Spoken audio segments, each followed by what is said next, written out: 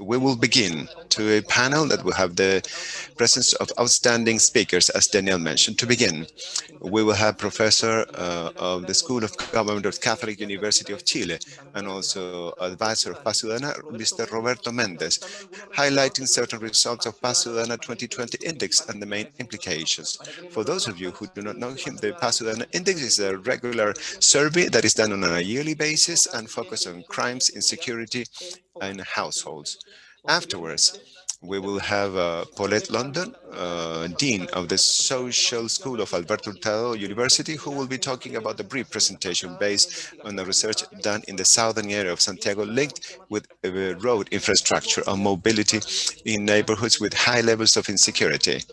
Both interventions will be valuable, so that afterwards we will have a discussion panel with the participation of Roberto, Paulette, Serra, former head of urban development of the Ministry of Housing and Urbanism, Cristián Crespo, head of the Department of Public Policies of the Undersecretary of Crime Prevention of the Ministry of the Interior, and Sergio Baeriswyl, chairperson of the Urban Development Council. And the panel will be moderated by Daniel Johnson, who will be chairing this panel. So we would like to invite Roberto for his intervention. Welcome, Roberto.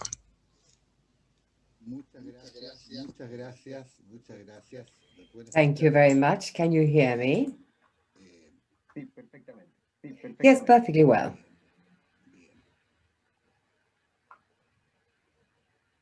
Ahí estoy, y me falta.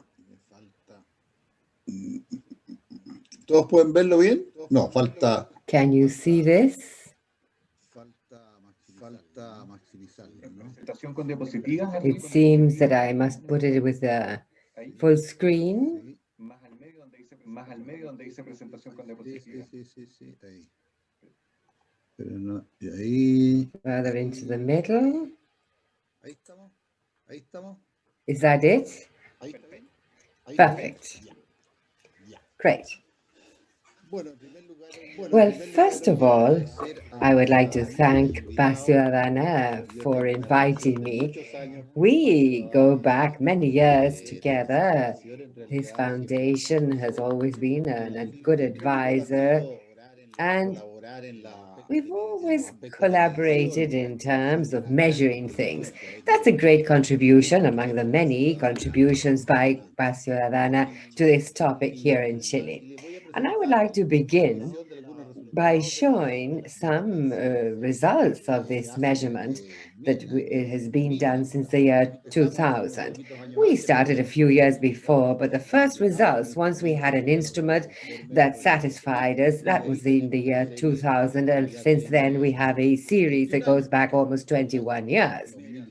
Because the first was in the year 2000, so now by 2020. Now we're in the 21st year. Well, and so I will not give you too many details, but I'm sure that you are all experts in this area. But the Ciudadana Index is an instrument that measures victimization and fear in Chilean population. Victimization and fear in the population.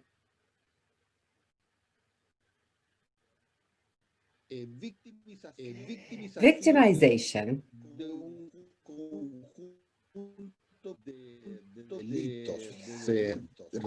considering a series of crimes, because this is focused on theft and in attempted theft and not other crimes. But we've been very constant with our definition over the years in order to see trends, at least in this aspect of victimization. And fear is a fear index comprised of several sub-indexes measuring the level of fear that the people feel in terms of expectations of being victimized and so on. And so, unfortunately, his audio is broken, but however, he insists that this is being done since the year 2000, and so it has been applied for 21 consecutive years. And I believe that the foundation has made a great contribution to the theme of security in our country. The 2020 version was an extraordinary version in the sense it was affected by the pandemic, and so our methodology was a mix of telephone surveys to homes where it was possible to access by phone fixed traditional telephone lines.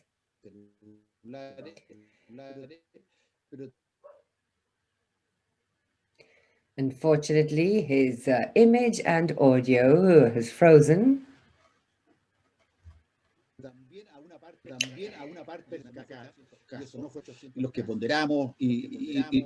The total sample is of 1,800 cases, which were weighted by the weight of the commune or district, sex, and age according to 2017 census data. And I think that the outcome has been very interesting. The victimization index, which is this red area in the figure below, shows the share of homes where at least one member of the family has been the victim of a theft or attempted theft during the last year. As you can see here, in this box, without physical violence outside the home, with physical violence outside the home, without physical violence within the home, or with physical violence within the home. There could have been other options because the person could have been the victim of more than one crime, undoubtedly. But well, you don't check this twice. But these are the homes that have been victimized once or more than once. That we could say is the scope of this way of classifying it. Theft or attempted theft. It's a fairly high figure. And so, well, of course, we compare this to the existing trend of the curve prior to the pandemic. And so here, in this curve, I did away with the year 2020. And also I did away with the years when there was more than one measurement. I included the average measurement so that this is our major curve for the last 20 years. And I believe that as an advisor to the foundation, just this figure must make us feel very proud in terms of contributing a series showing what has happened with victimization over the last 20 years. And so what do we see here? Well, if we take a look at the pale blue trend curve, we can say that over 20 years, victimization in Chile has been rising consistently. I must also add, slowly but consistently. And when we started out, we had levels of about 30% victimization, and now in 2019, we're ending with 40%. So in 20 years, it has risen by 10 points, if you like, half a point a year, so that in Chile, victimization measured in this way, there could be others, has been rising at a rate of 0.5% a year.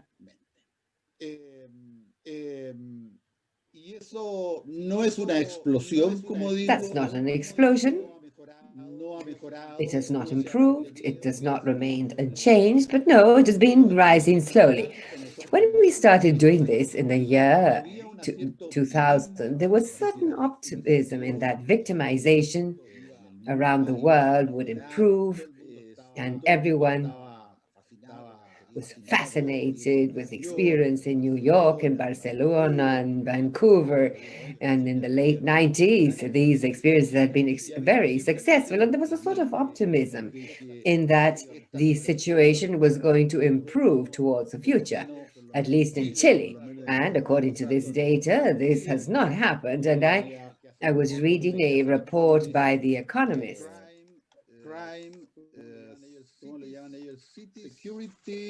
The Safe Cities Index that measures security in the cities around the world, a broader view than ours, because they measure according to other dimensions. But there is a personal safety dimension, which is what they include. And what they say that in general in these cities, their units of measure are cities, they're not countries. And they say in general, the safety or security is deteriorating gradually. And so what's happening in Chile is, with all its ups and downs that you can see here in this curve, the trend is similar, on the rise. The feeling of safety is deteriorating and victimization has risen. So if we say, well, what happened in 2020? Let's look at the next figure. With the pandemic, this is what happened. Extraordinary. That we had not foreseen, but that we should have foreseen. And that is that it fell dramatically on account of obvious reasons. People were locked up at home in Chile as of the month of March. There were several levels of confinement implemented, and so the figure fell to an extraordinary level. Never in the 20 previous years had we seen a fluctuation of this magnitude. So one of the characteristics of the index is that it moves little by little from one year to the other. It doesn't leap from one extreme to another. On the contrary, it moves, but very slowly. There are trends, a long period here, 2003 to 2009, that it declined, 2010 was during the first government of Piñera, and then afterwards it rose, and then it came down, and then we had this strong drop in the year 2020, and which was explained, we cannot hail victory, but of course people were locked up at home, and so the chances of being victimized by theft were much less. And so this shows the sensitivity of the instrument. The instrument was able to detect this phenomenon that was occurring, and I celebrate the decision by Ciudadana to do it, because we said, well, let's not do a survey in 2020. Well, we would not have obtained this result, which researchers applying more econometric criteria will, I'm sure, will be able to see in greater detail what group and how, why this drop occurred. The drop was widespread. Here we have data for 2019, 40%, as you can see here, and here's the data for 2020, and you can see it is a drop of 13 points. In Santiago and the regions, it was identical. So these are statistical matters here, a bit higher in Santiago, but in all regions, in all socioeconomic levels as well, especially in the highest group, a bit less in the middle to low groups, but all in all, fairly even and right across the board, there's a reduction on account of obvious reasons, the pandemic. But it was very interesting, and I think that researchers are seeing this trend. And this is a natural experiment, because here you can see an external event that reduced abruptly the figures on account of the pandemic, and we would have to see what mechanisms operated here to be able to better understand the phenomenon of delinquency. And it's a marvelous opportunity for researchers. It was a natural experiment. Suddenly it applied. People do not go out at night, people are at home, and why do these crimes decline? Why did this change occur? No, very, very interesting things. And the success rate of the delinquents did not change despite the fall. When we say attempted theft or theft, well, then after we say, well, did they actually steal from you? And to the left in 2019, 70% of people said it was successful, the thief, and that they did take their goods, but then 30% was not. But in 2020, well, 69.7 and 30. So despite the change in technology, the success rate remained stable, or the failure rate from the viewpoint of the victim. And so another thing that did not change that much is that these thefts are concentrated in certain family groups or sectors, because you have this 27% comprised of people who were victimized once in this period, twice 8%, 3 times 4%, and more than 3 times 6%. A high degree of victimization concentrated in certain groups, certain sectors. This has been very well studied, but I will not get into this any more.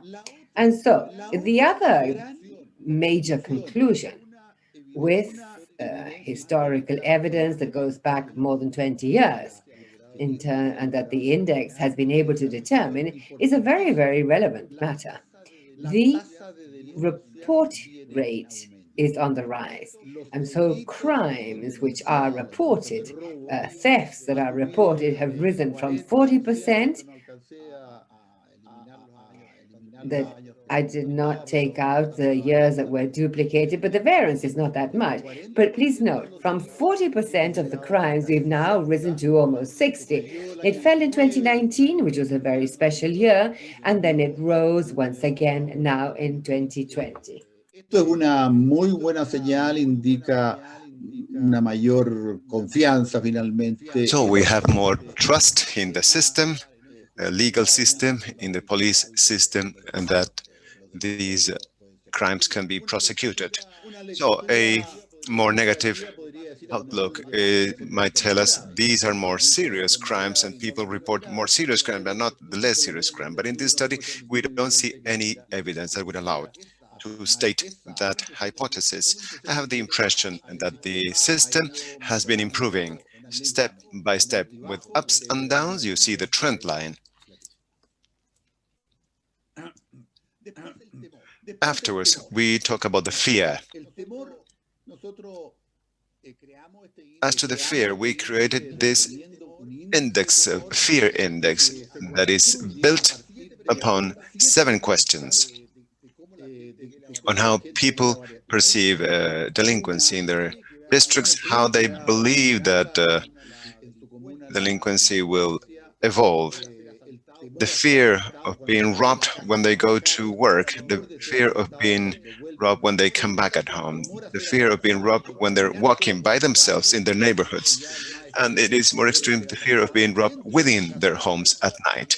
So there is a scale, and we have for each of those indexes, and we added in a total index, and the methodology is in the report if someone would like to find it out afterwards. What we measure, therefore, is what rate of the population has high fear in this combined index. What is the percentage of high fear? What do we mean by high fear? At the beginning that we elaborated the index, we defined the distribution of fear as a normal distribution. We defined that the people that had high levels of fear was more than 1 standard deviation from the mean of fear. The scale is up to 20 points. So they wanted one more standard deviation. They were defined as high fear, and then it stayed fixed. The distribution has changed somewhat, but the score is 14 or 15 points is fixed, and that is what we define as high fear people. And what can we say if the long-term trend, which I treasure in this type of studies, is fear also is increasing. It is increasing, but with more variability than the victimization. Victimization, we already saw, is a slow increase. Here, there is much more variation. You know that it goes up and down in regards to the mean, which is the blue line or the linear trend. And there are important peaks, important drops as well. And that is related with the political cycle. I don't want to go in depth on that, but this drop in 2010 corresponds to when Sebastián Piñera was elected. Then on the 17th, when Sebastián Piñera was elected. So the impression is when we have a president that represent the center-right. At least the first year, things change later, but the first year there is a decrease of fear. Usually the issue of delinquency is an issue of campaign in presidential elections in Chile in the last decade. Always has been a campaign, key campaign subject, and that affect these indicators. Any special heinous crime that has been covered by the mass media sometimes create variations, but at the end, this index moves as you see in the screen, and the trend is that the blue line tells us that this is also going up steadily. So the balance of the last 20 years that we have more victimization and more fear. The trend is not good, therefore. So when we compare victimization and fear, how they have moved, these are the two indicators that I already showed, but now they are in a single picture. And what do we notice? That in fact, the two had a slightly upward trend, but the two moved in a very similar parallel fashion. As you notice, they start slow. There is a period of increase. We have the impression that the fear is the red line below. Victimization is upper side. So fear has a lag or delay as compared to victimization. So crimes take place, people get scared, then it drops. Here, for instance, there is a peak on the 2014, and then the next year the fear increases. So apparently the fear has a certain delay or lag as compared to victimization. But just by looking, visually speaking, we see that there seems to be similar pattern. Of course, more econometric analysis is necessary for those researchers here in the audience. I would like to invite you. The data is available so that you can see how we can go in depth on this relationship between both curves. And the trends are similar. The linear trends that we see here, although they're quite parallel, we have the impression that victimization might be increasing faster. The slope of the curve should be moving faster, but with less variance. Fear has more variance, as you notice. So here is the same thing, but I added 2020, and we see on the 2020 we have something very special. The dramatic drop in victimization due to the pandemic effect does not translate in a significant drop in the fear. People know that this is on a temporary basis, that they're locked in their homes, and when they go out, probably things will be the same or maybe even worse. So that is an interesting result of this measurement of 2020.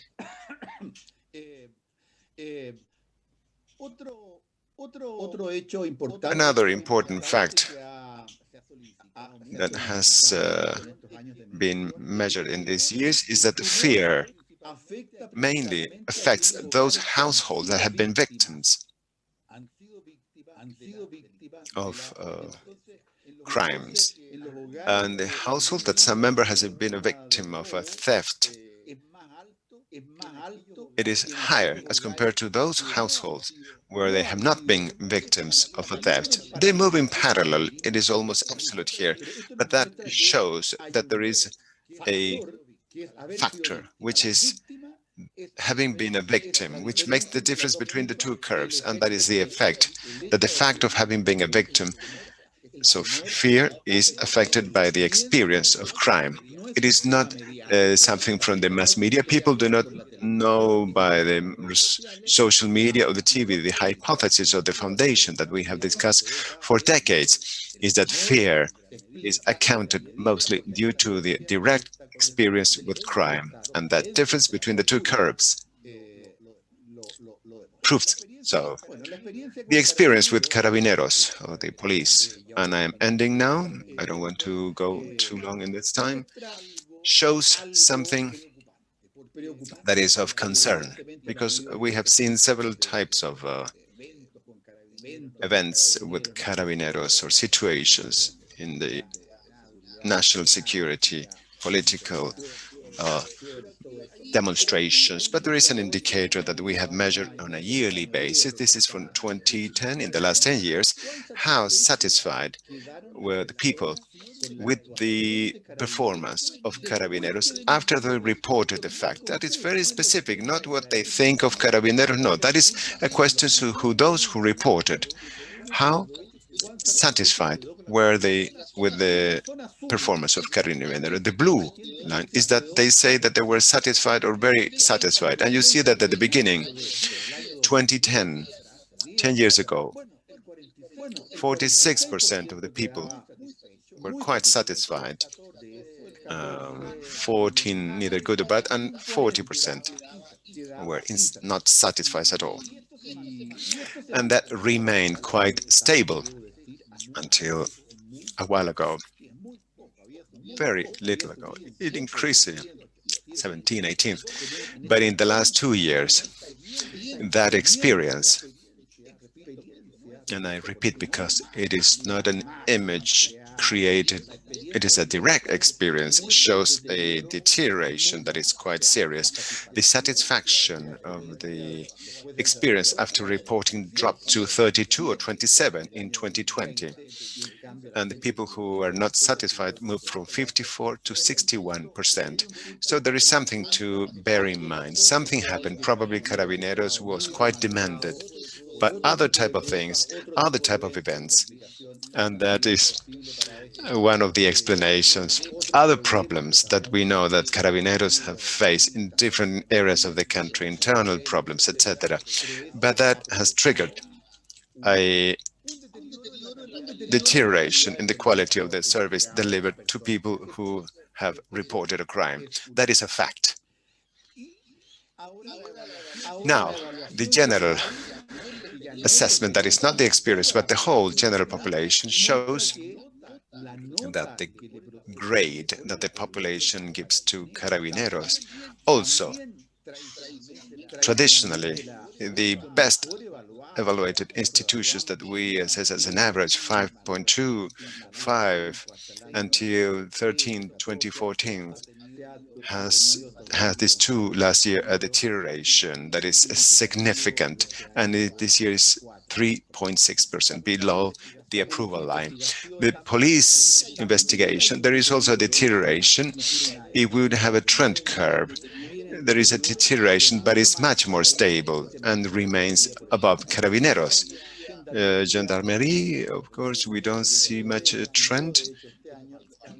And as to the mayors, they also increase. But I just want to mention the Carabineros, a deterioration in the quality of performance, a strong drop in the assessment done by the population at large, not only the people who report a crime, of the performance.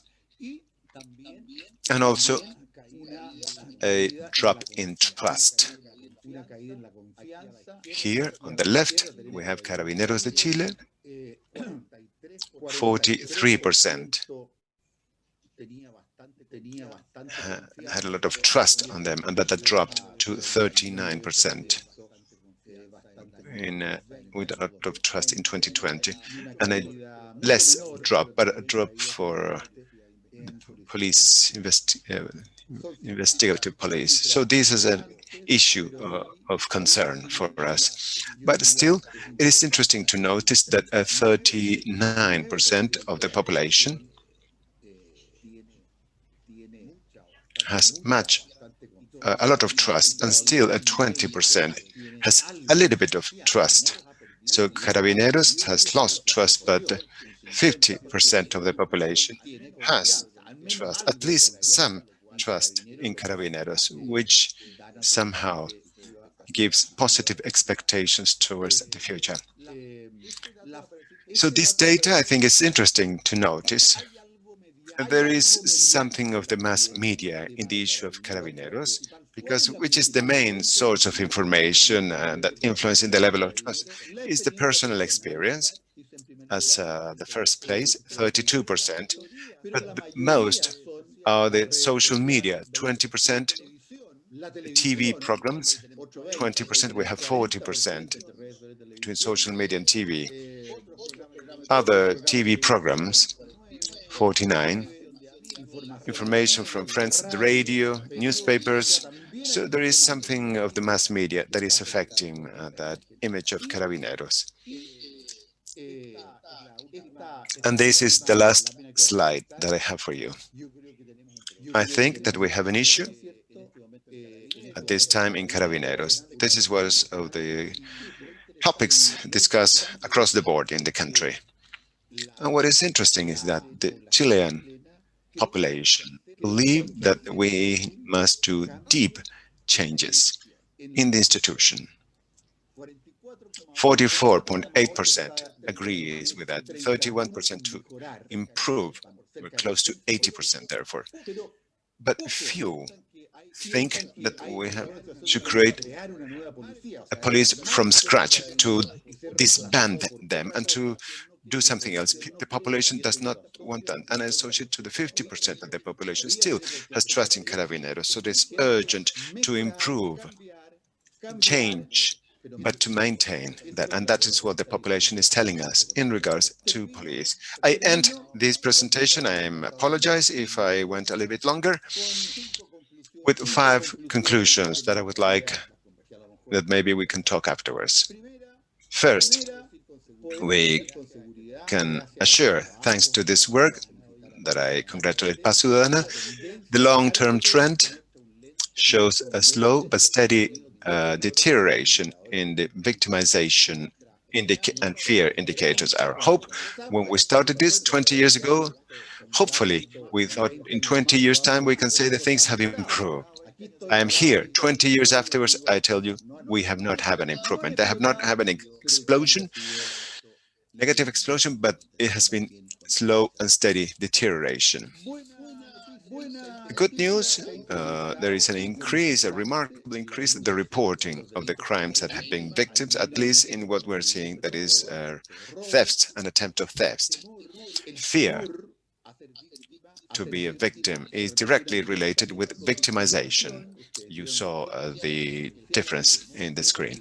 Fear is remarkably higher in those people that have suffered and are victims. So when there is a public opinion of mass media, the main trigger of fear is the direct experience. On an aggregate level, in the long term, the relationship between victimization and fear seems to be a constant one, moving both variables in parallel. It seems that victimization might be increasing faster than fear, but the difference is negligible. I think that we can say that it's moving in parallel with a certain lag.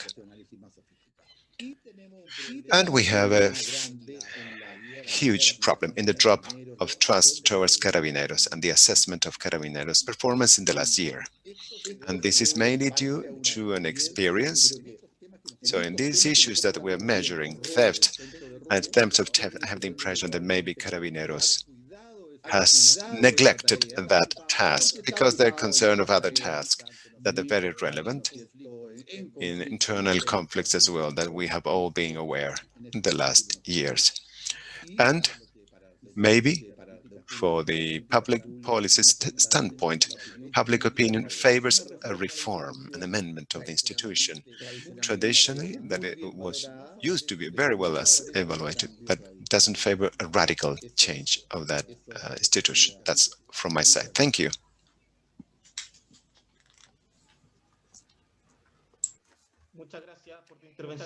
Thank you, Roberto, for that presentation. And now we invite Paulette Landon to share her presentation. Welcome, Paulette. Thank you. Good morning. Can you hear me all right? Yes, perfectly. Very well, thank you. Good morning, and I'd like to thank you for the invitation and all citizens who have joined here and the entire team, part of this very relevant initiative and space for analysis and discussion of the index. And in this case, thank you for the invitation to share a presentation, a case study. Shall I share my screen? Maybe I need some help for this.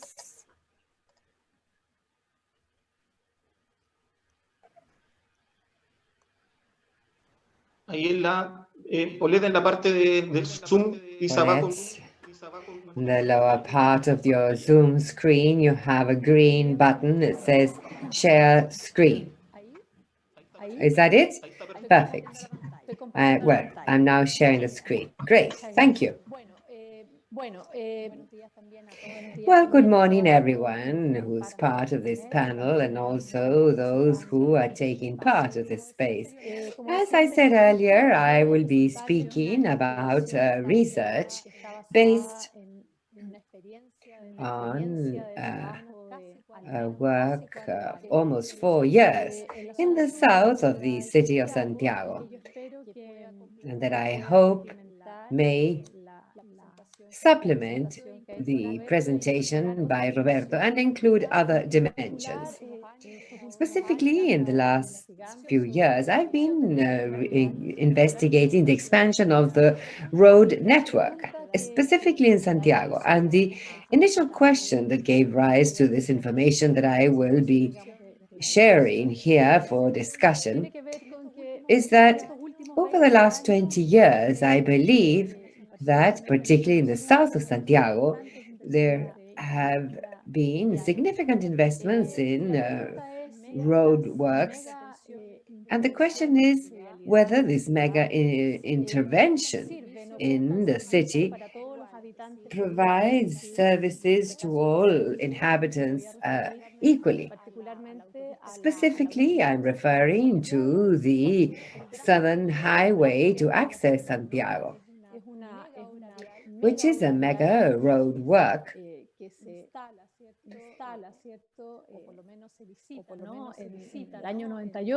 that was tendered in 1998. This was part of the concession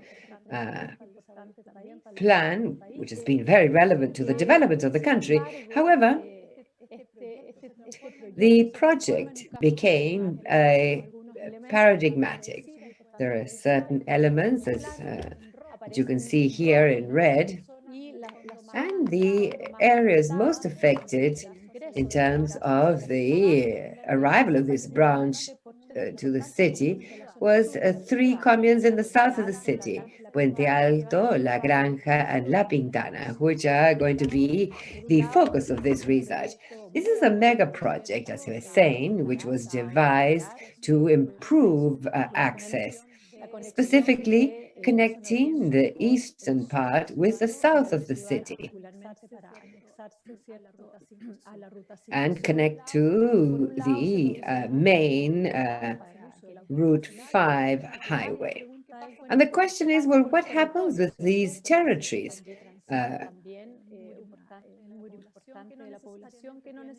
Where a significant share of the population live and do not necessarily have access to a private vehicle. And this is a paradigmatic case because this is a highway that I believe that, at least to date, has taken most years to be built. And this has had to do with issues such as there were issues with environmental rating, and there was one original environmental assessment, and then along the way, another 3 had to be done. Local players practically did not take part, or the neighboring communes that didn't even know about it until the work started. And then I'm referring to the mayors and the technical teams who are all part of the local governments. But in the study, there were around 18 micro conflicts that for in a project that should have taken 3 years and took 10, we've had 2 presidents of the republic in the middle, at least 3 to 4 ministers for transport. But we have moved ahead at different scales. So here we have the qualitative part. I'm just going to zoom in and picking up on the aspects developed by Ciudadana through these indexes. Information from the Undersecretariat for the Prevention of Crime and initial data with which I began the study show that sectors where there was greater insecurity at community level had to do with using bus stops, the streets, another significant issue in terms of feelings of insecurity, and being able to use buses, the public transport. So this is a great issue. So the question is, well, what is happening with the mobility of the people who live in these areas? That have been intervened by mega road works. Does this improve or does it worsen the quality of people's mobility and life quality and access to services in the city? And how do the people and families that live in these neighborhoods and have seen these important changes in their surroundings linked to this, to the roadworks, how do they experience all this? So 62 families were interviewed over 3 years. So each member of the family, we built maps of mobility in the territory at a micro and local level, but also we did research and followed up on metropolitan mobility. So we try to have a map as complete as possible in terms of how these people, these families that live in areas nearby the infrastructure were able to address the changes. 3 questions. First, was this an opportunity or barrier to the mobility of the family? And then for pedestrians, does this increase or reduce the time spent in these daily travel? And for a motorized minority, does this increase or reduce travel times? In this neighborhood here, the south called Bajo de Mena, as you know, Bajo de Mena el barrio más grande en Santiago, sino que en el país, ¿no? O sea, conocido por algunos como el gueto más is importante. known by some as the largest ghetto in the country. Almost 140,000 inhabitants in this particular neighborhood. There you can see the distance between the district and the center of the city.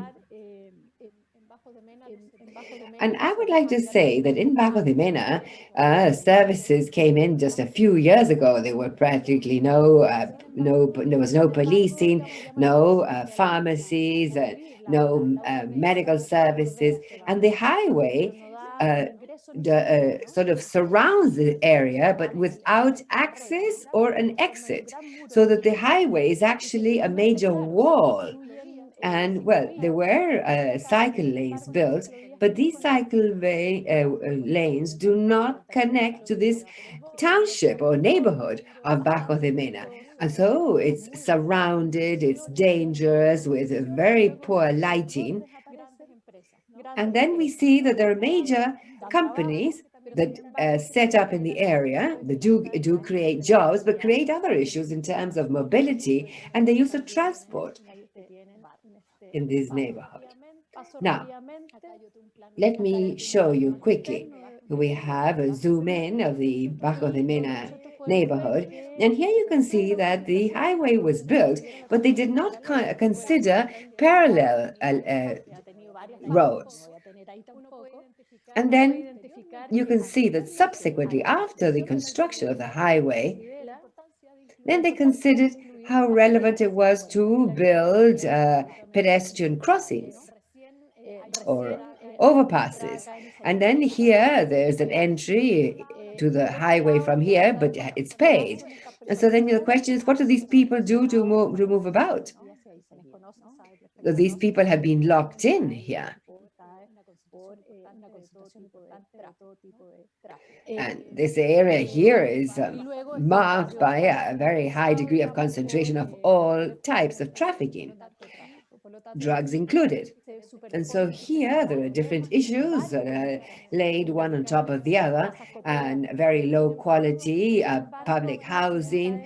And so the question is, we're going to have a mega road work here that could improve the mobility of the people who live in these areas, but understanding that these are people that need to access jobs and also leisure.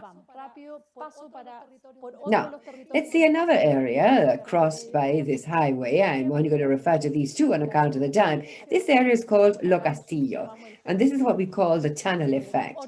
There's another highly stigmatized area. The highway, because it's interurban, never considered its urban condition, that in fact that it crossed this high population or highly densely populated areas of the city, with no consideration of the people living in the area. And then the trucks tend to use the lateral roads to the highway so as not to pay the toll. And this is very annoying for the people who live there, especially the children who need to cross here to go to school. And this has to do with the accessibility that we're also going to see here. Now, very quickly, in the case of Lo Castillo, we're talking of about 50,000 inhabitants. There are 3 pedestrian crossings built, overpasses, to be able to cross the highway from one side to the other, because the neighborhood was cut in two. One of the pedestrian crossings was built here, an extremely unsafe area, very distant from any corner or a traffic light. And so a pedestrian crossing was built here, an overpass. And then the other overpass was built in the area where there's greatest traffic in the neighborhood. And this means to say the total lack of knowledge of the area. And this what has meant that for the people who live there, the children who had to cross the highway to get to the school, it was just a few blocks away, used to take 10 minutes, but now they take 45 minutes to get there walking, and having obliged the adults to accompany them. So this has totally changed the dynamics of day-to-day life for the people who live in the area. And then we have another pedestrian crossing that used to access a square, a green area. And so finally, there's only one of the 3 pedestrian crossings built that most people use, because it is the safest of the 3, and it is the custodians are the neighbors themselves. And then afterwards, there were pedestrian crossings built in areas that get you nowhere.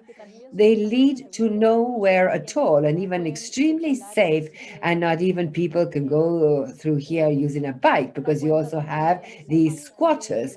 And this shows the absolute lack of engagement of the people who live in the territory, and also the people who are a part of the technical teams. There's zero knowledge of the areas where they're going to build. And now, this is a study that began in 2012 or 2013. And in parallel, in 2003, the highway was built, and then this led to the environmental issues. This was unhitched, and then it continued. In parallel, the Transantiago bus system was set up. There was a new infrastructure that previously did not exist, and this could allow us to improve access to transport for the people who live in these areas. Mejoró el acceso de los habitantes de estos barrios, ¿cierto?, a la ciudad, redujo los tiempos y los costos de la movilidad. The question is, this improved safety, security to move in this neighborhood, understanding that the construction of the highway implied a series of other secondary works that would also imply with the installation of Transantiago to improve connectivity. So, as an example, in the first plan or map, we see the possibilities of the cities or the inhabitants of this territory that were focused on this neighborhood. In the interviews that took place, there are many answers associated to the fear of change. Here we have the yellow buses. They say people take the buses in the same bus stop with same neighborhoods. Of course, there were certain trajectories of 2 hours, sometimes 3 hours, towards the other side of the city. However, I could talk, work in the other type of activities that allowed to be with someone that didn't know the city. These were groups that were moving towards the east side of the city where work was found, and that completely changes with Transantiago. The first phase was quite complicated for the families and households, an important rate of adult women that stopped working, and the main rationale has to do with the fear of what will happen when they have to make the connection. And here we have a lot of insecurity and fear of being robbed. And there is an important percentage of the families that were interviewed that stopped working in the downtown or towards the east side. So that is a change that benefited more youngsters in the access to higher education, but for families, it became more expensive to be able to use public transportation. Now, analyzing in depth, and this is built with the citizens or the inhabitants of these neighborhoods at the bus stops. One of the things of the public transportation changes, and in terms of infrastructure, is the location of bus stops. And that doesn't have to do with the quality of the construction, but the location. There are several bus stops that appear in high traffic areas of high crime rates, and that have to do with places that cannot be used by people that live in these territories that need to go to work, or the young people to study. So it's not only the location, but one of the things that they state that is interesting, which is the need that the bus stops be like mirrors in the corners, not in the mid of a block. And that has to do with security. That is what they mention. When they're waiting for a corner and to have a bus stop in front, we care for ourselves. We can tell us if you have a bus stop in the mid of the street that might be justified due to the characteristics of the new buses, but that is an issue because there's no one that can protect us. So that is an element that is interesting to take into account.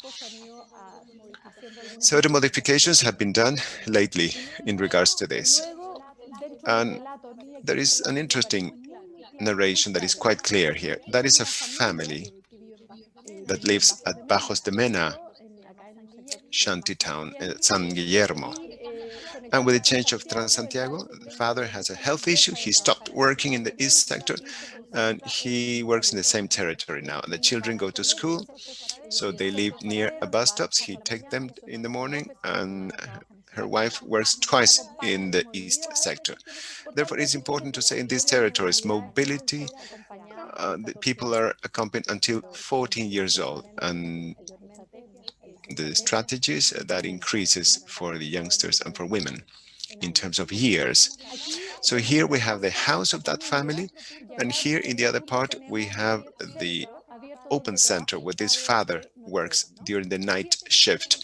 7 minutes is the bicycle ride in order to reach his work. 3 robberies. The theft was stolen. So the decision to go and round the whole neighborhood, taking 45 minutes and with trucks and public transportation to reach his destination. So there is a dimension that has to do with the same thing that I've mentioned, the need of generating designs that include the participation of those who live in those territories, because it is here that is the most complicated territory in order to take a ride in a bicycle. To think on bicycle lanes that are implemented, need to work with the communities to identify which are the places by which we can install them. Unless we have an important and comprehensive intervention, we could modify the use of those spaces and territories. So here, in the line of studies of the metropolitan roads, the cost of these trajectories. And here is something that I think is interesting to notice. As I said before, mobilities are supervised. So young people that are in the night schools, the parents go and accompany them. Someone has to surveil them, and people who have to protect them so as to prevent any robbery. And there is a problem, a third party can help. So there is a micro family organizations so as to sustain mobility. If we cannot move, we cannot have access to study, health, work, leisure, etc. So here there is an interesting dimension, and we have an element that will be mentioned, and it's not so awkward, that the Uber strongly appeared here for the whole city. However, in these territories, there are local Uber cabs or taxi.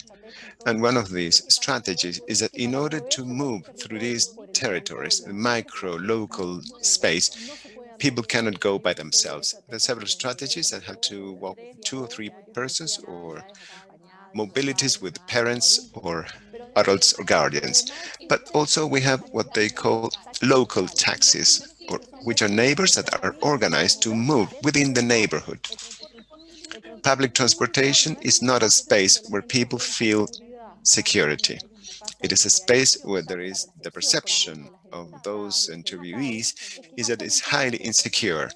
So the trend is that they prefer to pay to the Uber, to the neighbor, the local taxi, so that he or she can take me, and they have very stable and established rates. And if they leave the territory to the municipalities, they have different rates. And it's interesting because these do not work only within the neighborhood, that they go outside for certain activities, specifically linked to health issues or purchasing goods. So these local Ubers wait for those who are coming from their work during the night shift. They leave the public transportation and take this Uber. In the case of Castillo, it's quite local and community-based, but in Banco de Menas, you can see that there are better cars with higher quality standards. So everything is done through mobile phones. And what we understand, the assumption of Bajo de Mena, the shantytown, is that these organizations of local mobility are good for other type of uses that are unlawful. As to end the presentation, we have other mobility practice searching for security, and one of them is the use of these highways through cars that have been concessioned for those who work in construction entities by the same companies, or in other cases of neighbors who organize to drive other people trying to use the highway. That is expensive for people living in this territory, but this cost is shared by many people. And the carpooling also is another interesting alternative. Now, to finish, several questions, and I would leave open this in order to have a further discussion. One of the problems in terms of designs, how we can think that the major infrastructure should be aimed at improving the quality of life of all citizens. We cannot have citizens that lose and others who win. The relevance of access and connectivity of a poor transportation system has to do with the equality of access to goods and services in local and metropolitan spaces. I think that is key also to think on how we can have more participation. That I think is the major challenge of public policies. How to have more levels of social participation in the design of transportation that are more integrated and secure. And also this project, because this is a long-standing research, I cannot give you so many details now, but there is an urgent need to have a more better articulation between the public and private institution across the board. That's all. Thank you.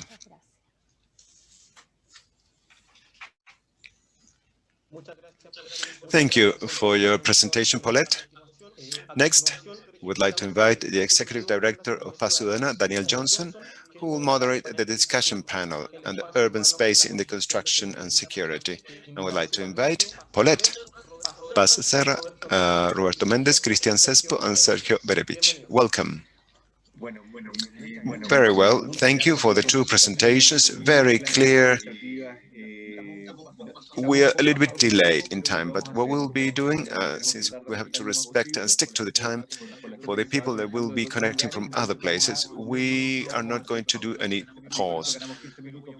But I will abuse the time of the panel members. I would like to help us with the previous time that we had.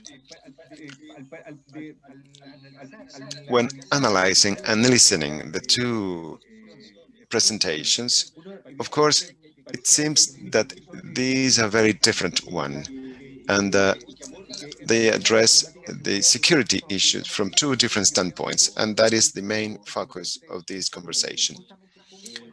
So how can we make that these two spheres, way of addressing, can talk to each other? Public investment, when they don't recognize important security matters, is a wasted public investment. And how can we solve those problems from two spheres, from the measurement to understand how we could see, or the citizen could see, the security issue, how that is affecting, what public policies can improve that. And that can be measurement tools. We have Ciudadana index, but as you see, the data by Roberto shown are national data. We would like to have an index with neighborhoods, but it's expensive for us to do so. But not even Lenux, that is a national survey of urban security, addresses. The districts, they also remain in the regional level, and the regional scale is not enough. And therefore, we have the solution stated by Paulette, how we can make the citizens to participate, that is living the security problem in the public policies, investments, and decisions. And here we have planning tools, and we have needs, so that the public agencies, when they have to do investments, consider that information that can be available. So now, inviting Sergio, and Cristián to participate, I would like to ask you the first question. Let's start from planning, if you wish. I would ask you, how can we make these two ends talk, that urban planning can consider security factors that are so relevant, so that the same infrastructure that we're building as a country is useful, not only in the case that Paulette mentioned about the Costanera Sur, but those who take a car from different distant points, but also to the same community through which they move, on which infrastructure is immersed. Buenos días. Well, good morning. Primero, un saludo a todos, mi agradecimiento también a Ciudadana, muy everyone, interesante and las I'd dos like to thank presentaciones. Me da mucho Ciudadana gusto for ver que el inviting me. diseño I y el enjoyed urbanismo both empiezan a presentations, and formar I'm glad to parte see de la that design prevención and del delito, digamos, urbanization que es una is part mirada of the que, si bien discussion. desde el This punto is de an vista de la approach literatura ha that, estado although presente from hace the muchos viewpoint of the años, en nuestro literature país has no been era así. around for many years, it was Ahora, not the case in la our country. planificación propiamente Now, tal todavía no planning llegamos as ahí, pero such, we've sí not podría yet decir got que there. los But yes, I programas could que say that manejamos, the programas programs that sociales, we have, urbanos, social, como por urban ejemplo el Quiero mi programs, barrio, such as I que Love es My bastante conocido, ya Neighborhood, tiene which is 14 fairly años well de known, it goes implementación, back 14 years son now. programas con los que These nosotros, el tema programs central es la that seguridad, porque son the programas que trabajan core en territorios con issue is vulnerabilidad safety, social, física también, the y physical por lo safety of the tanto people. And el so delito es una parte muy crime relevante is a de la very vida de cada uno de relevant estos part barrios. of Entonces, living in each one of these hay neighborhoods. algunos barrios, por And ejemplo los so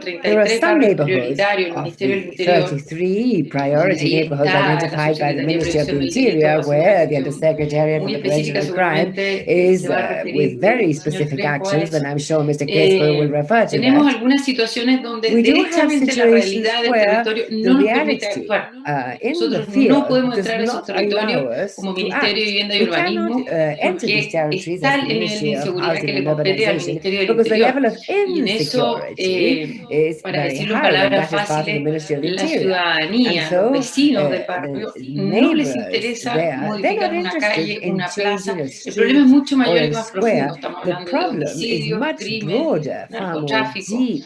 We are talking Entonces, about las herramientas que homicide, tenemos nosotros son débiles drug para eso. Son pocos trafficking, barrios, and others. afortunadamente. Unfortunately, there are También nos not pasa que many nuestro, y neighborhoods in tú, that Daniel, situation. fuiste But director Serviu, lo sabrás, Daniel, ni you were siquiera the nuestros director of funcionarios Serviu, se and atreven a ir a los you barrios. know O sea, la that not situación even es realmente muy our compleja. officers dare get into those neighborhoods. It's a Saliéndonos very, de very ese difficult primer situation. grupo, digamos, Now, y outside entrando that a initial aquellos group barrios and que tienen getting una into other vulnerabilidad social neighborhoods más where the social manejable, digamos, vulnerability is at a more ya aquí entramos manageable en una level, and categoría más in de that sense, the category is vulnerabilidad, more of desde vulnerability delito a la convivencia, in ese tipo de terms of cosas. coexistence Ahí and that sí sort of el thing. tema del diseño urbano There, es muy yes, relevante. urban Y lo que design tratamos de hacer, is very obviamente, relevant. de la And so mano con la what gente, porque aquí we sin want to do, participación hand in ciudadana es hand with the people, imposible because without trabajar, citizen y hasta participation, dónde it's llega impossible Carabinero y hasta to dónde do empieza la anything. And to comunidad what es parte extent de la is it a discusión. matter for carabineros, Ahí and to what sí extent is a tenemos matter for the situaciones donde community, el that is the diseño ongoing discussion. intenta And there, yes, disminuir design is focos an de attempt inseguridad, tal to como lo reduce presentó ahí Paulette foci of en el caso de estudio que insecurity, hace en as el acceso sur a Paulette Santiago. explained Y in ahí the hay south of mucho que hacer. O Santiago. sea, And there's a lot to be done. prueba de ello es And que de proof of los that is más o that menos of the 250 more or less barrios en los 250 que neighborhoods estamos where trabajando, we are working, el proyecto estrella, por decirlo así, o la the star solicitud project, estrella so to es la speak, or the luminaria. star Todos los request vecinos is piden lighting. iluminar los All espacios neighbors públicos. are Y asking hemos for ido aprendiendo lighting eso, of porque no public es solo spaces. poner And we've focos. been Nosotros ahí learning, también because tenemos it's que not just a entrar en matter un of putting sentido lights estratégico. up. Cómo se You ilumina, need dónde to se see this ilumina. Y ahí empezamos strategically. con cosas que tienen que Where ver do como you put desarticular lighting? How do áreas you light it up? inseguras, ya And sea por so falta de we need to transparencia, por change these areas oscuridad, that are por seen as falta de being very avistamiento de los unsafe because they're vecinos que no very tienen dark, control because they're out visual, of view of the neighbors, por rincones or que corners promueven that ciertos actos delictuales. Entonces, foster ahí ya empezamos a committing trabajar con certain el types of diseño y es crimes. muy And so there we importante start el using compromiso de los design. vecinos para tener And esta in that it's vigilancia, very redes sociales entre ellos important que to have permitan the desarticular. Y hay muy engagement of buenos the neighbors. ejemplos And this para will poder help us to dar que, bueno, tú disarticulate me dirás many si of los these cuento o no, networks. no quiero tomar la Well, palabra, un panel I de don't. conversación, una presentación, You así will que te see. devuelvo la Well, palabra. I don't want Daniel. to start off with a new presentation, so I return the floor to you.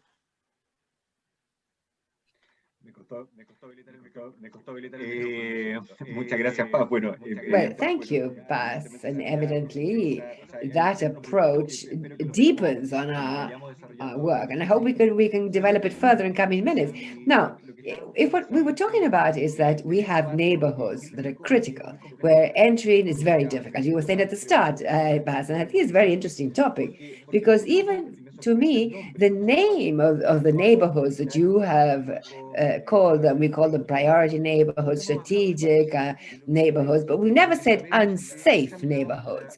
But we do know that that is the condition based on which the Undersecretary for the Prevention of Crime today has taken these priority neighborhoods. But previously, well, but they don't intervene because they're so unsafe. However, the idea is not to stigmatize them. That is why the unsafe or insecure has been taken out of it. But we have multiple tools, but very often they don't address the true issue behind all this. And so when the Ministry of Housing speaks later on, we will see other solutions from the infrastructure viewpoint. Now, when you see it from the viewpoint of health, we're going to see psychological treatment and maybe other tools for addressing all this. So how can we make sure that the public system as a whole works in a coordinated fashion so that when we identify a problem, we can measure it appropriately, and then but that the solution is put to the entire public machinery, if you like, and actually reach an interesting outcome.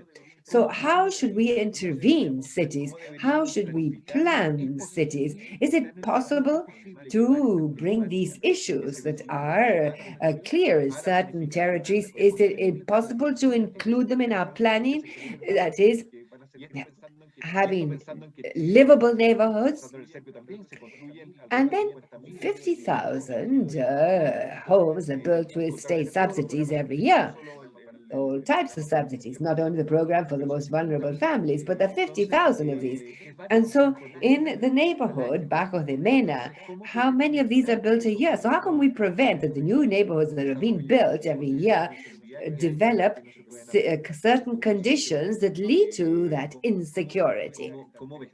So how to change this? How do you believe that these the planning could address these insecurity issues so that the cities that we build might not lead to greater insecurity? Well, thank you very much, Daniel. And of course, thank you for the invitation. And also my congratulations to Roberto and Paulette for their presentations, because very interesting data. And considering that the index goes back 20 years, which is a very relevant asset to open up the discussion and, of course, to validate public policy. And in relation to your question, Daniel, well, I'll answer that, but I also would like to comment on some things that I heard and I found were very interesting. It really struck me that even in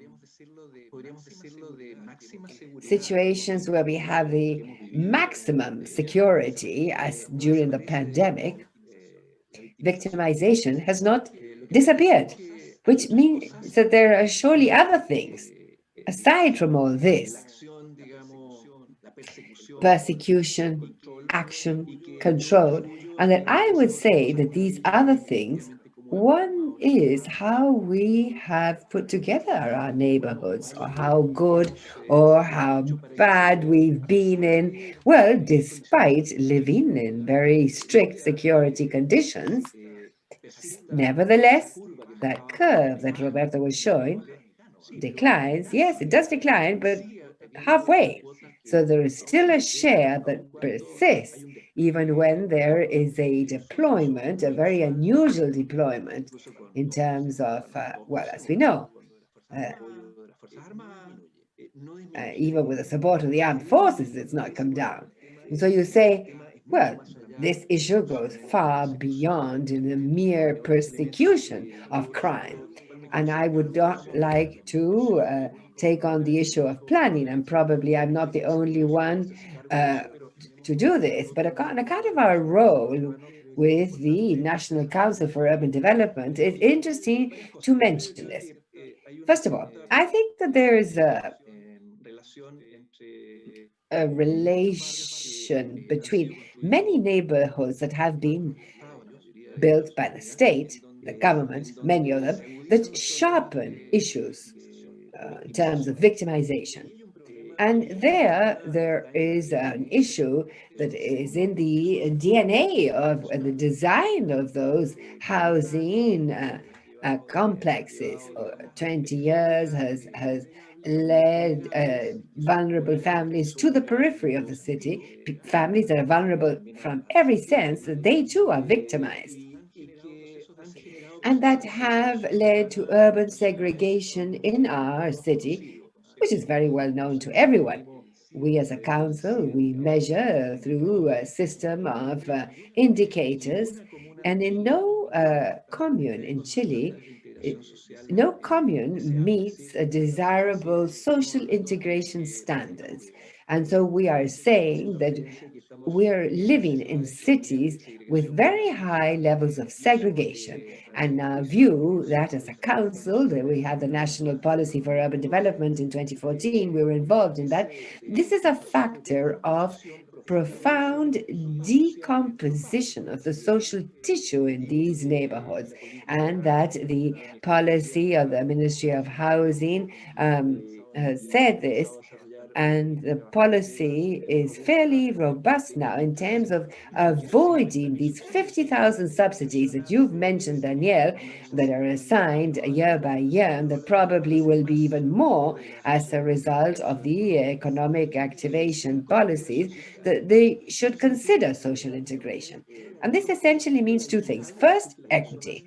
That is, that people can find a home, being vulnerable families, which were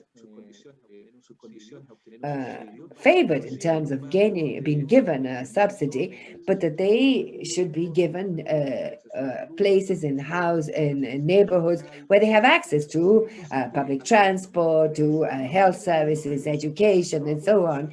And that previously, although they had been recognized, they were not included in the previous housing developments.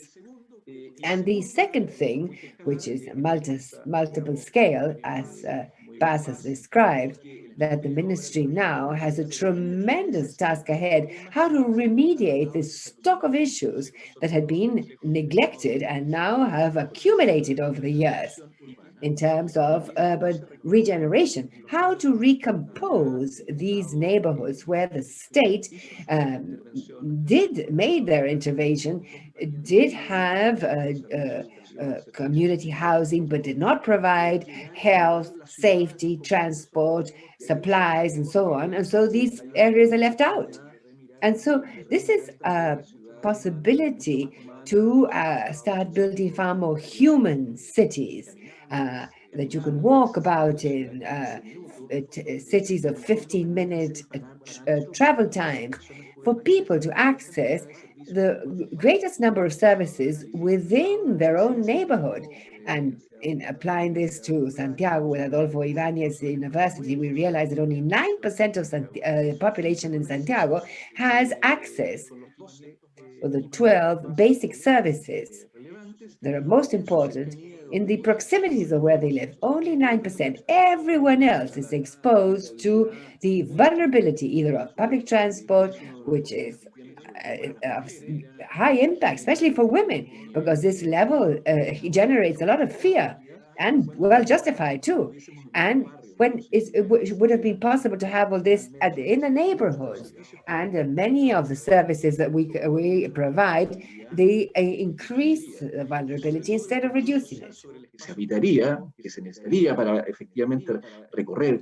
So we would be able to use the services, and it makes no sense that would contribute to social control. So summarizing, in the urban planning, we cannot have planning segregating people. The function should be to have social integration effective mechanism. Public policies due to 60,000 dwells built in a year has to ensure social integration. That's the main purpose. And the state has to address the stock of the whole problem. So that is part where the city never arrived, and they have to remediate the situation that we have called major urban regeneration plans that we will make available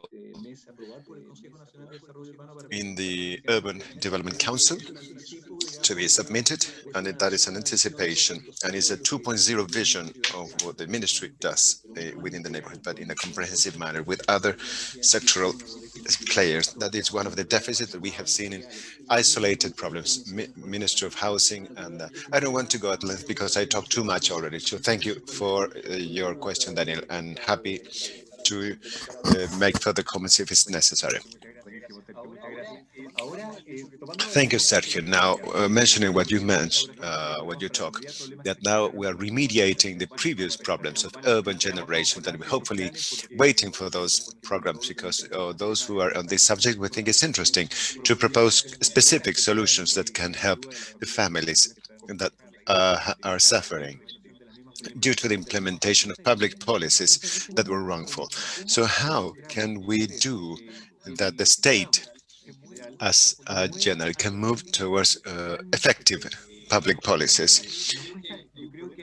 There is a problem, and this is a question. Do we know when we implement public policies, which is the purpose of that policies? Do we have a clear definitions, or it seems good in itself to do it? And sometimes we are in public policies without having a clear idea, not the why. If we don't know why, we cannot have the baseline, and then the data is lost. We cannot go back to measure it again. So we cannot assess whether policy was effective or not. We cannot correct if it's necessary. So thinking on that tour, we should request as a minimum the public policies to like a responsible legislation law. At least we should define which is the problem, how we measure, which is the dimension of the problem, and why do I believe, what is the mechanism through which this policy will work, and how I measure the result out afterwards. And that obvious thing, sometimes it is not so widespread in Chile. So initiatives inside the government of the state that generate that capacity can be a solution. Is it effective? That can we have that type of mechanism? And ask you, Cristian, as a head of the only department that where they assess public policies inside the state, although we have the other agencies that assess that from different programs, but inside of a public service, to have an assessment of policy is something unseen. That's why I ask you, Cristian, how has been your experience? I thank the invitation of the foundation. It's very difficult to assess public policies without a good design, because if we don't have a good design, a clear criteria, we don't know how to assess. And by seeing the presentations before, we can realize that we have excellent data and researchers. We have a huge asset in Chile, but the challenge that we have is how do we link all that with good design and assessment of public policies. And this is what we are still behind. And as an experiment, as a ministry, we're an experiment. And that the challenge that we have is that we are the institution that is in charge of the design and the implementation of a public policies. And that is an additional challenge that we face, but it helps us to have a better articulation between assessment and applied research. And going back to a previous statement, Danielle, that you mentioned, how we address that, we have to address with a good design of public policies, specifically in the problems that we're talking, and intersectoral coordination also. And the experience on something what we're moving ahead in a new methodology of public security district community. So the first question we ask is, which are the main issues that the people face in a given territory? The same thing happens with La Pintana district and Puente Alto, and for that we elaborated different type of algorithm that allows to know at the district level which are the first problems that for the Puente Alto commune and La Pintana they face, and in parallel. And we saw the yesterday presentation of Mr. Moraga. We saw alternative model for different problems when we find crime concentration at a neighborhood level. And this is what we have with the priority neighborhood, the problem of security that characterize this neighborhood. These models are built based on that security problems. Serious violence, criminal activity on those neighborhoods. So these models is how we do it. What we do afterwards, we try to clearly understand the causes that determine each of these problems. Hence, research, as what has been mentioned by Paulette, are very relevant because it provides on how we have mobility and how we have the crimes of mobility for that different areas. We have developed different research. We have survey and evidence, so as to know how to intervene. And we sent a first proposal for the district, a pre-district development community. So there we can start working together, promoting the citizen participation in the design of the solution for these main priority security problems, which can be a general problem, like as theft, intimidation, violence, or a specific problem, of a specific neighborhood where this district is. So we try to have the best of the two worlds, the data knowledge that we have at the central level, but also the local knowledge that the municipalities, the organizations have, and they know better than anyone which are the problems and the causes, underlying causes in a formal planning tool of the Chilean state. So this is a nice project, pilot project that we started in 2 regions of the country, and now the second semester we would like to have 10 districts included from the north to the south of Chile included in the project. And what we are currently aiming at, first, to focus on the main problems of the citizens of that district, but as all the institutions agree on which are the priority problems and how we intervene, we articulate public policies as the municipality has a clear idea that this is the way we intervene, that the security institutions such as Carabinero has the same priorities and they address the underlying causes, we generate this synergy and articulation. And this is what we're working on this methodology. And we have different plans with the municipalities, with Carabineros, so that they can adopt these methodologies. Therefore, the problem with thefts, with violence and intimidation in some specific territories can be improved with better articulation, with better mobility projects that can emerge from the municipalities themselves, and also with better coordination with the police forces. We articulate and we give a unique view on the territories and how we intervene to address the multifactorial causes and to have all that on the service of the people who live in these neighborhoods. Afterwards, we have the challenge to assess whether that worked or not, but at least in this year, we are in the first part of design. We are a new department, just in April of last year, so we are just beginning with a lot of energy with the whole team and with the counterpart of the rest of the Undersecretariat and the Territorial View National Coordination and Department of Study, having this joint view. And the same thing applies with the programs, with priority neighborhoods. We are using a good public policy design using that type of research. So this is how we are working and how we are addressing the problem. And thank you for your invitation and with the previous presentations as well. And thank you for participating. We have the illusion that we have this initiatives being carried out because that allows that the public policies is based on evidence and that allows to generate the evidence, and that is not thought or envisioned. From the beginning, it's difficult to rebuild the history to improve in the future. We are delayed, but I think it's worthwhile to be delayed for a while. We have this type of debates. So I gave you the floor in the same order. Yeah, you did your initial interventions. So if you want to talk 1 minute, if everyone has a closing argument, so then we can move for the next step. Let's start with Roberto, Paulette, Paz, Sergio, and Cristián to close this roundtable. 1 minute. Very interesting. What I heard, I learned a lot. I think that the urban development errors have taken place, and what Paulette mentioned, not only we have the impression that the urban design has not considered several sectors, but they have attacked several sectors. They have been locked down.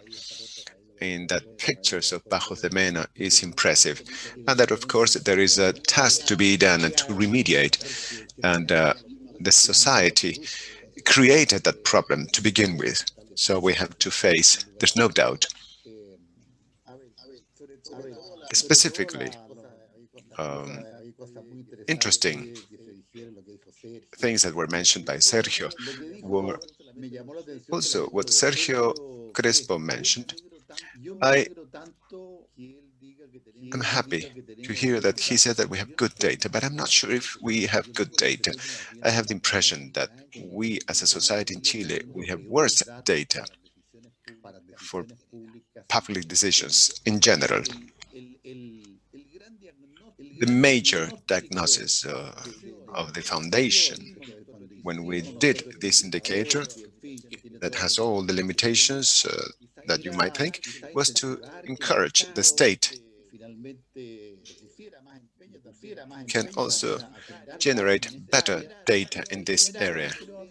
But we have several problems as years went by, and our model was based on poverty. So I have the impression that in Chile, public policies began to be effective in terms of poverty.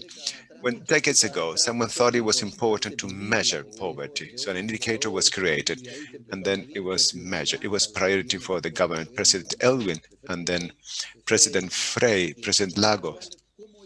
So how the poverty indicator when the government began and when the government ended. And years went by, and now the poverty indicator is somewhat misleading. We have other indicators that emerge. So it was something that was quite sad. The census also, the employment statistics. So I think that we have deteriorated, and the trust of people in that figures and those indicators, it is not as good as it was years ago, even in the National Statistics Agency. Anyway, I am happy to hear that Sergio Crespo has good data, but I think at a global level, we're worst off in terms of data in order to have public policy, including in the area of crime. Hopefully we could create indicators at a district level, at a smaller city levels, of a neighborhood, should that be possible, to be able to finally assess, but that doesn't exist. There's no priorities.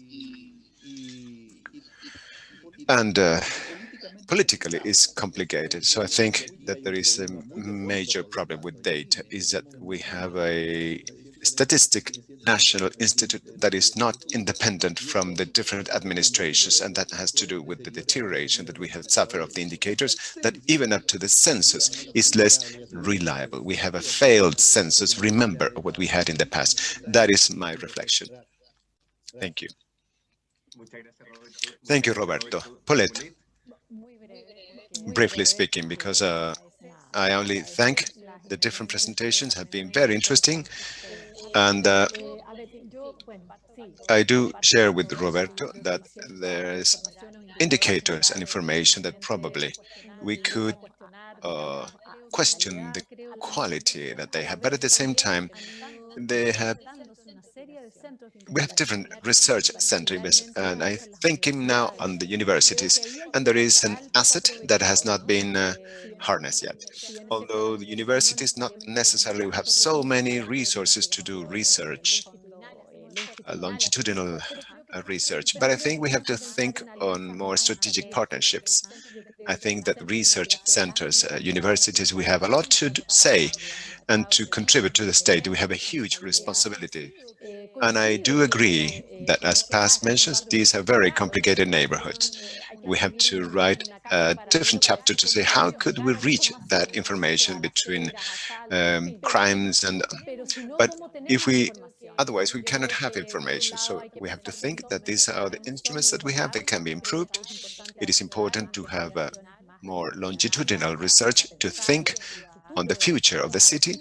And I think that we have to address the good and the bad of what we have done. One of the learning points of this research that we have done in the long term is, well, to see that from the errors we have to learn and not to commit mistakes again. So not everything that has been done is bad. We have to include more to the private sector. And I think that sometimes mistakes are made due to the lack of knowledge. And I think there is a political dimension that we have not analyzed yet. These are public policies. And that means that we have to involve those we chose and that become accountable of these type of projects in the district themselves that they represent. So we have a set of issues that cannot be said about the research that we do. But I would say that we have to think that we have inequality, a deep inequality in our country, and we have to address that problem.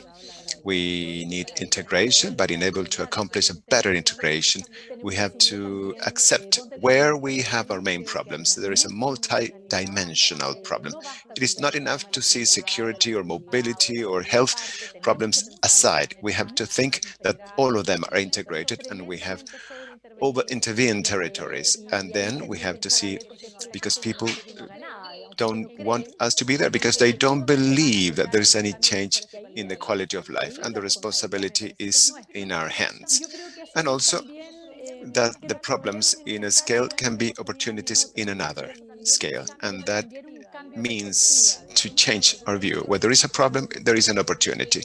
So maybe from a more optimistic standpoint, I think that we have to move forward so as to generate more bonds between the public and private spheres and include the civil society. And I think that we have done so bad, but we have to learn. And research tells us about elements that we have to articulate, and research, qualitative research, contribute to the work that is done in a macro scale, like see a zoom, the details, perceptions that are very relevant to make public decisions. And we should not forget that. Thank you.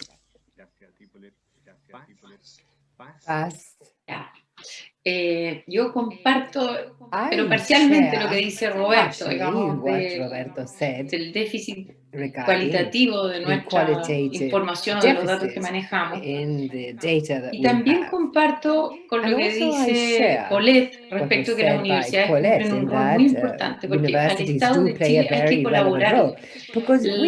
Lo vertiginoso de la velocidad en la que estamos sometidos en un sistema político que cambia autoridades cada 4 años, la verdad es que es muy complejo hacer o dotarnos de información, ya sea para administrarla como para evaluar nuestros propios programas como dijiste tú, Daniel, a qué objetivo vamos. Entonces, los tiempos se entrecruzan y llegamos a veces tarde con la información. No obstante eso, yo quiero decir que en los programas del Ministerio de Urbanismo nunca habíamos contado con más datos como ahora, porque anteriormente la calidad del dato era más en la línea de la hipótesis, y por qué no decirlo un poco intuitiva o levantar información de calle a través de nuestro CBD. Trabajamos siempre con dirigentes sociales, pero por primera vez en este periodo, y ahí sí me palmo con Cristián Crespo, nosotros en este momento hemos desarrollado el IDUS, que es el Índice de Desarrollo Urbano Social, que tiene 45 indicadores de vulnerabilidad física y social. Algunos de esos nos los provee la Subsecretaría de Prevención del Delito, y tenemos ahí, para los barrios con que trabajamos, el conjunto de denuncias que se hacen, y eso nos permite a nosotros generar una capa de información.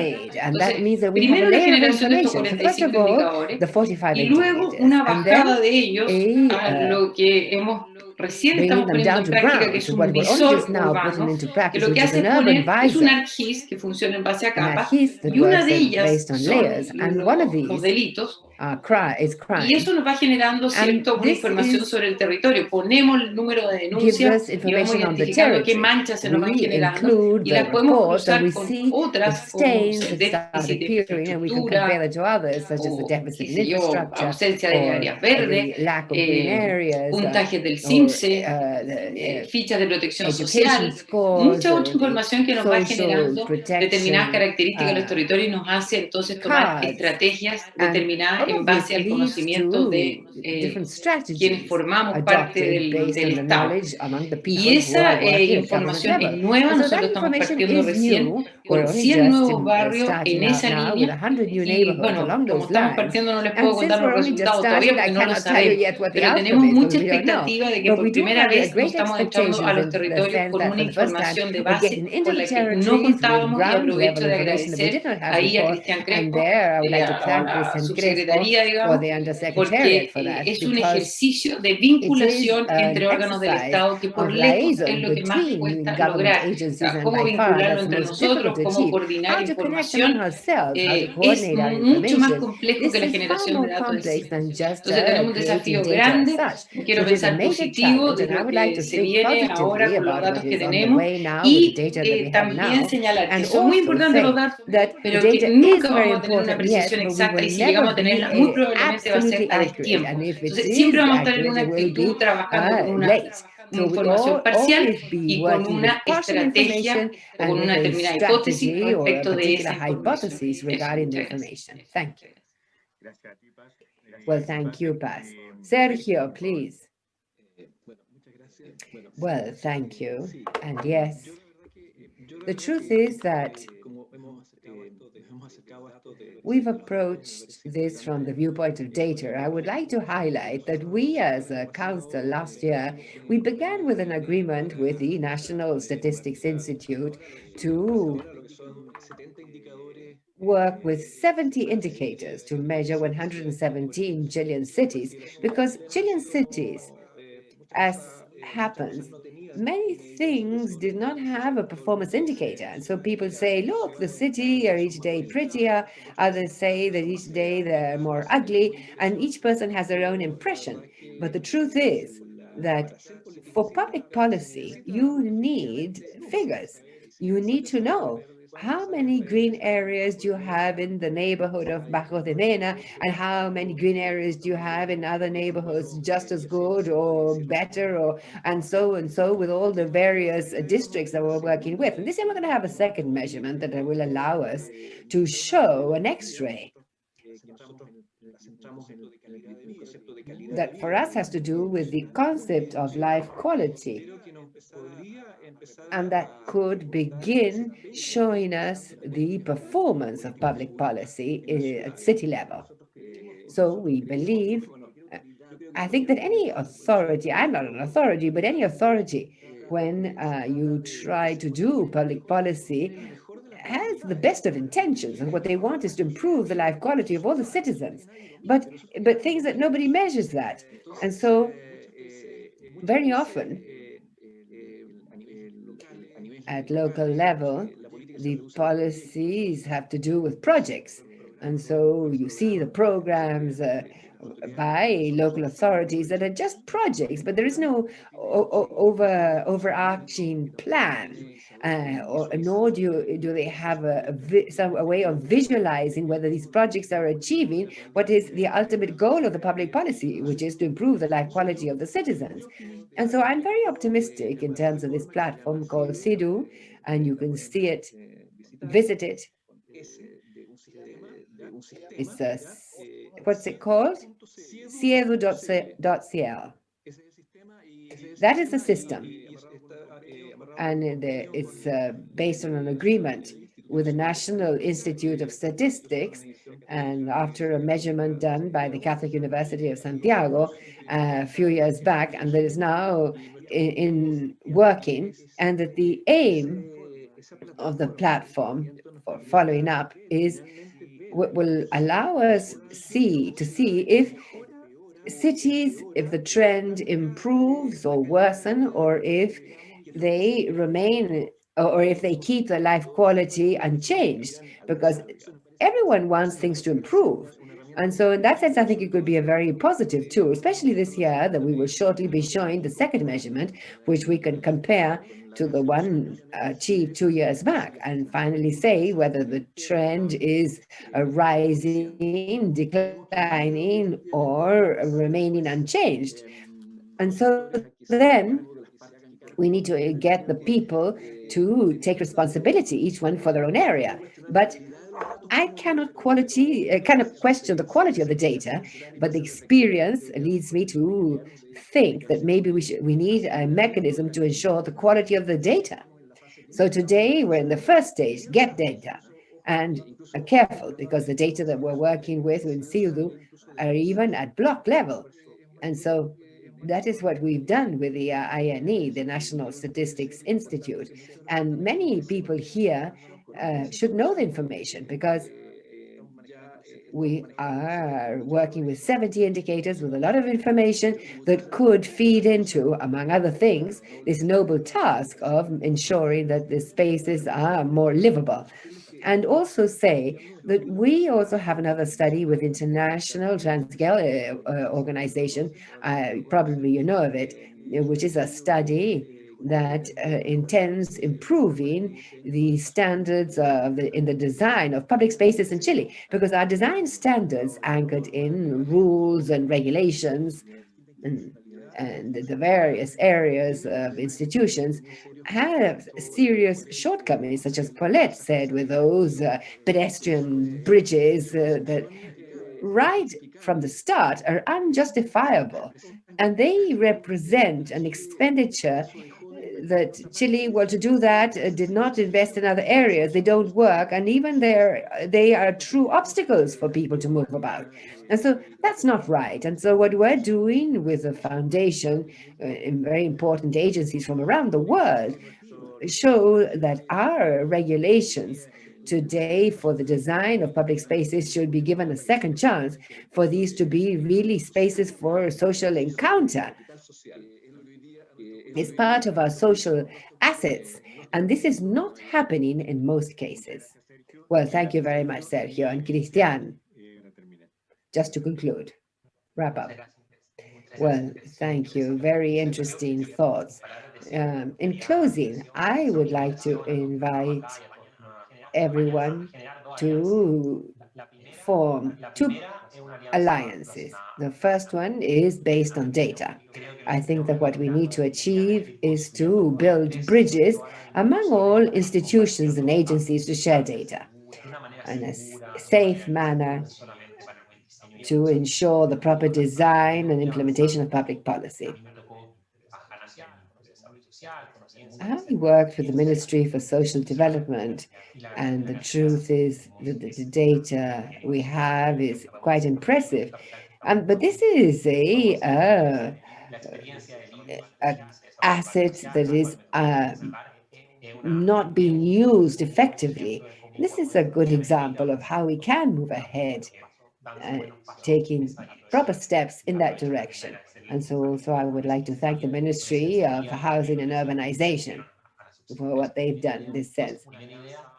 So an alliance within the government to build bridges in terms of sharing data.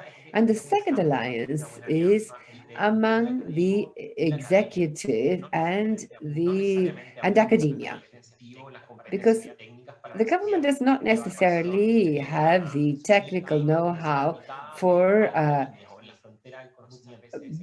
frontline research.